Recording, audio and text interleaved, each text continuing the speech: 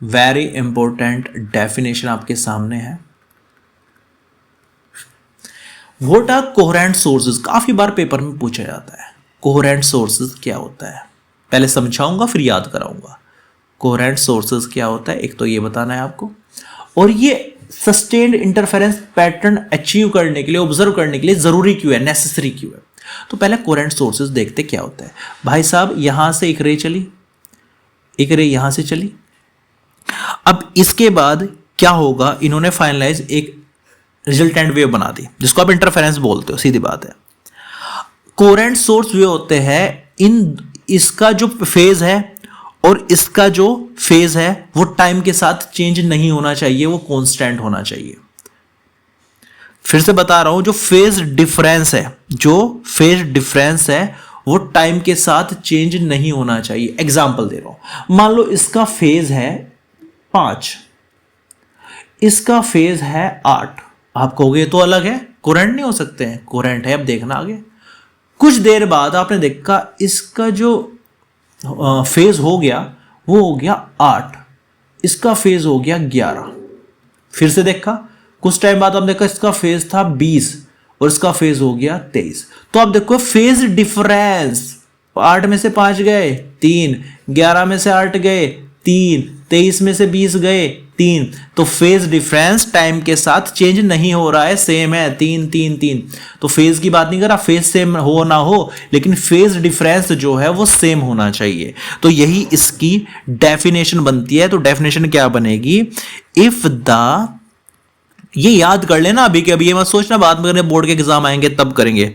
Phase difference between the displacement produced by each of the wave from two sources does not change with time, then two sources are said to be coherent। तो बस एक शब्द याद रखना, इतनी language आप नहीं बना सकते और खुद बनाना चाहते हो तो बस एक शब्द रखना, phase difference do not change with time. Phase difference time के साथ चेंज नहीं होगा। इसके बाद है why are they necessary for observing a sustain interference pattern. अब ये नेसेसरी क्यों है कि अगर आपको सस्टेन इंटरफेरेंस पैटर्न बनाना है तो कोहेरेंट ही चाहिए। देखो, बिकॉज यही आपको सेम कॉपी करना है, because coherent sources, because coherent sources are required to get constant phase difference